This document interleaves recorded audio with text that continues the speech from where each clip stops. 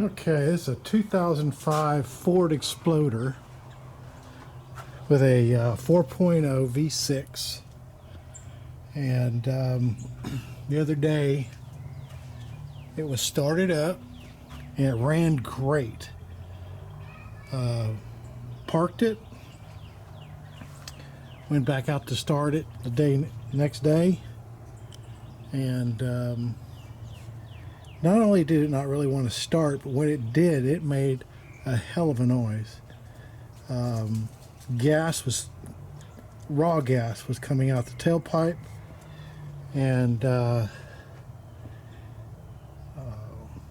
it acted like it had a hydraulic cylinder or water in a cylinder, and it didn't start after that.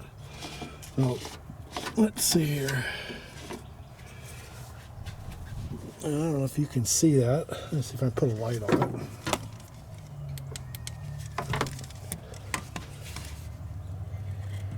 it. Zero coolant in the reservoir.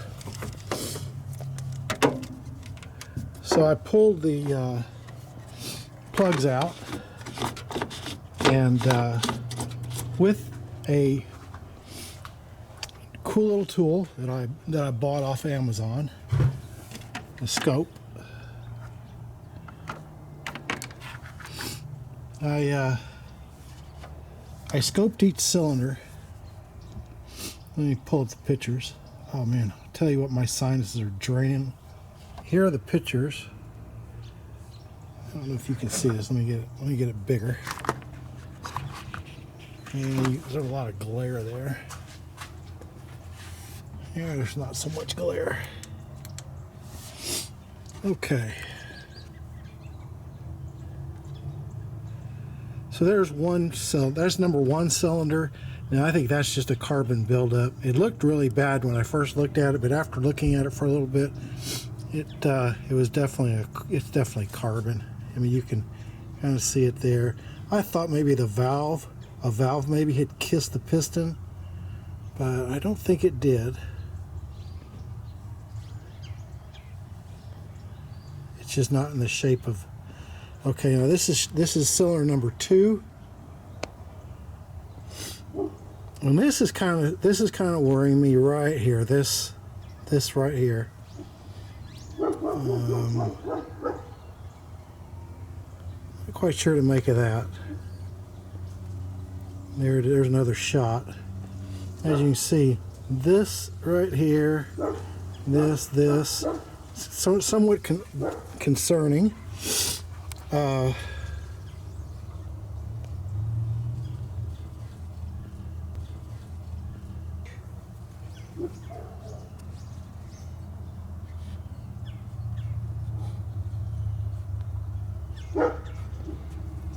quite sure what that is. But oops, let's see. That was this one? No. This one. See this right here? This is what bothers me also. That mark right there with that. Now, I don't know if that's something that got between the piston and the cylinder, but then there's this one. Now this is that's number 6 right here. Now, this is what I really don't like seeing. That to me is coolant.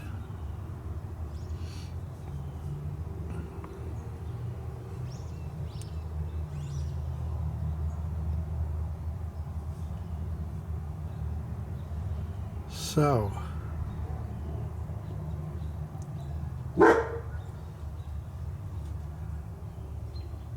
I continue with the teardown, and eventually when I get it out, we'll see what it was, or see what it is.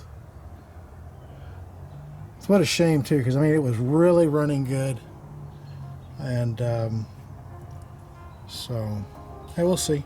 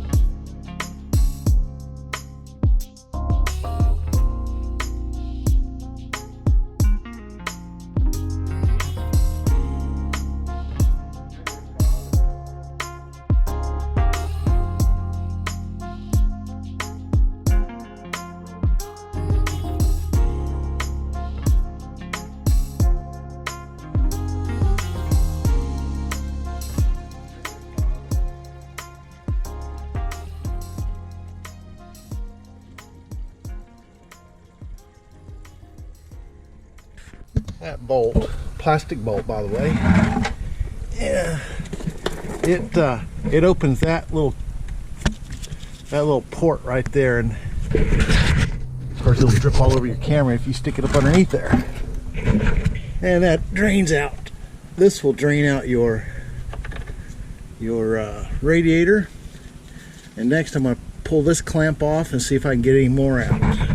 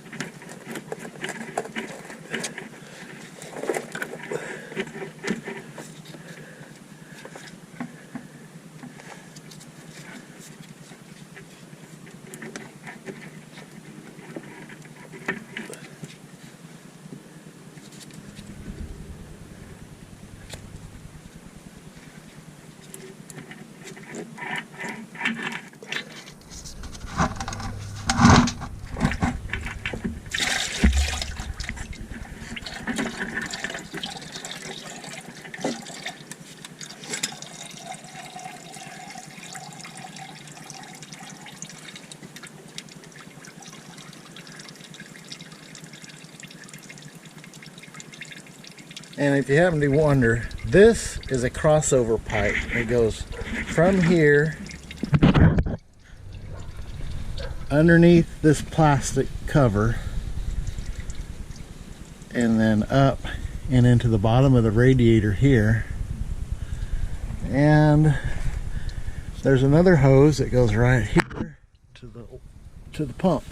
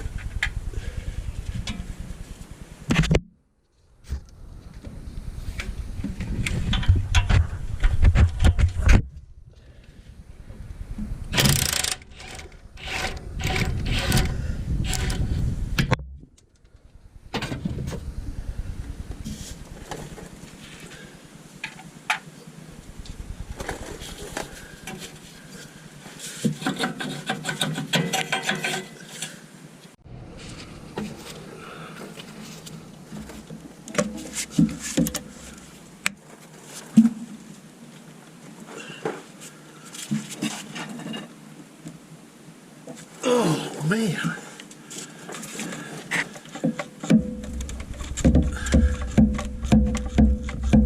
Get that tight.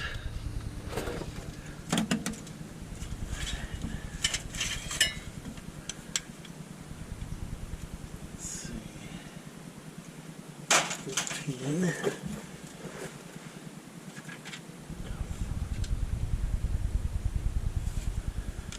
That's a 14 millimeter. Let's see if I can.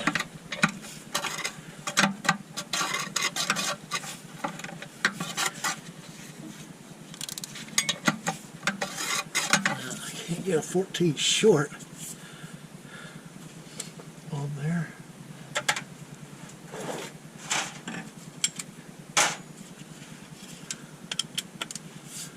I get a 14 long. Yeah.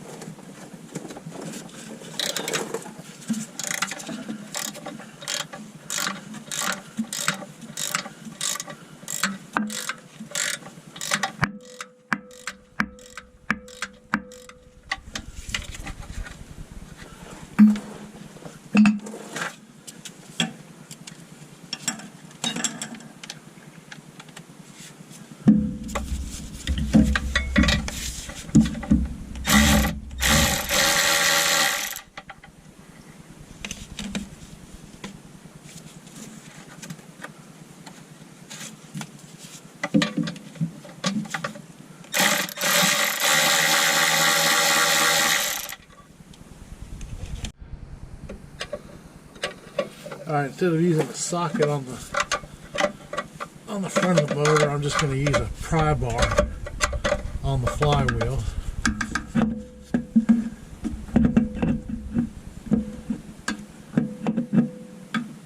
I get my light situated so I'm not hitting it with my pry bar.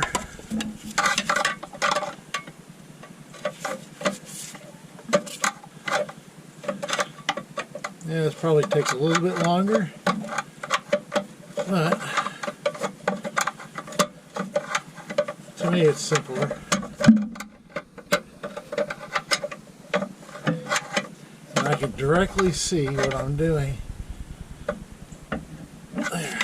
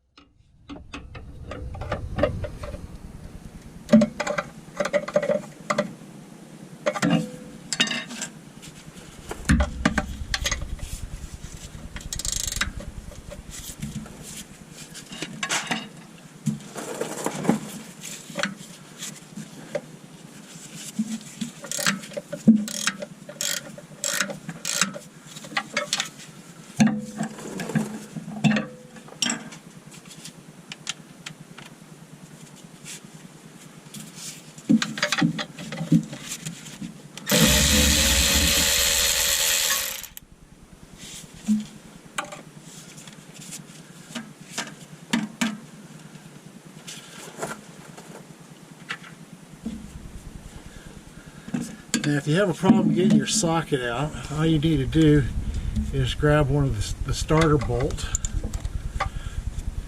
thread it in there,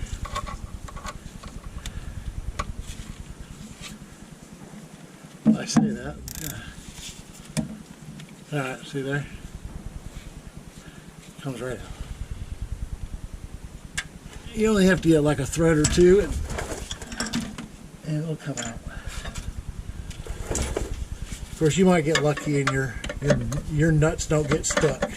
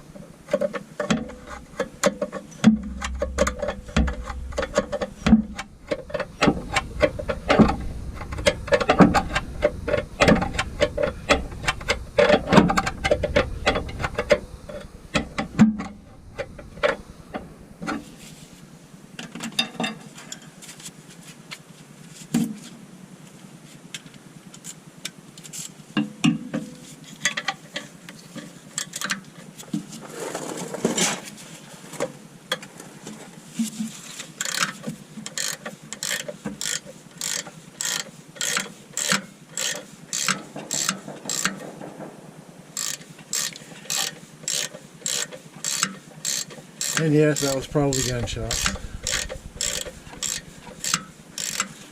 Bit of a high crime neighborhood.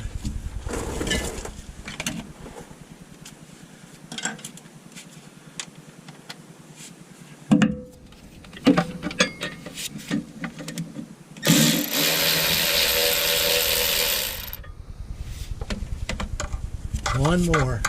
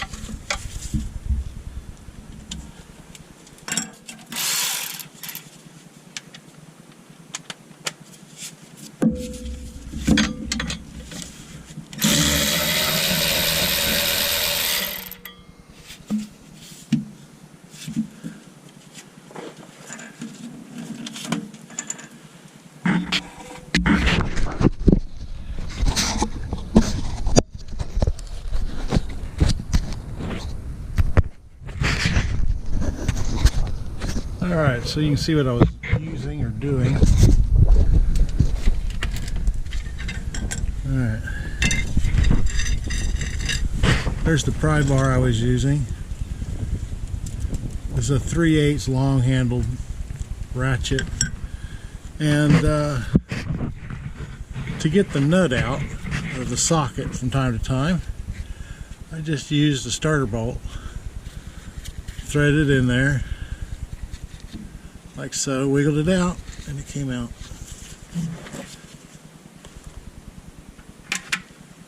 So all the bell housing bolts are out. Exhaust manifold bolts on both sides. One, let's see. Is there a bolt here? Okay, there was, okay, a bolt here. And 3 bolts there, and there's another one back up in there. So that's 4 bell housing bolts, 2 starter bolts. And I'm looking around to see what else I could take loose right now. I'm tempted to take loose the motor mounts, or at least break them loose.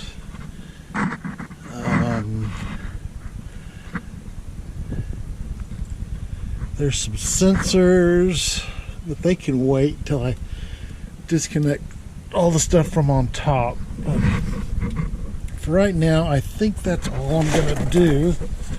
I've got the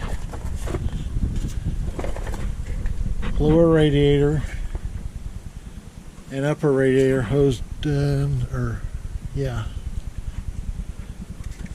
Now, there's these 2 bolts, or not bolts, excuse me.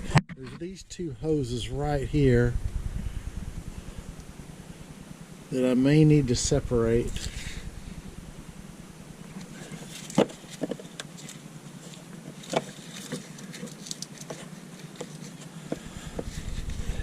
To get the transmission out. I mean, transmission cooler lines.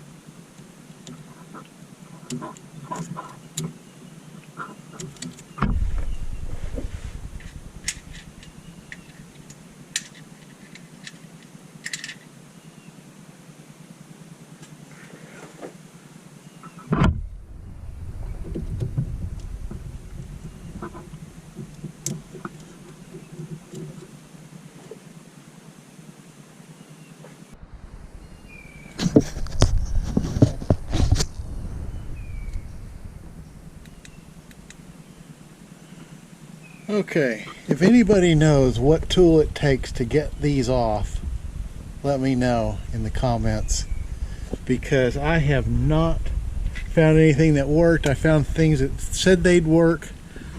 These things here don't work. The aluminum ones don't work.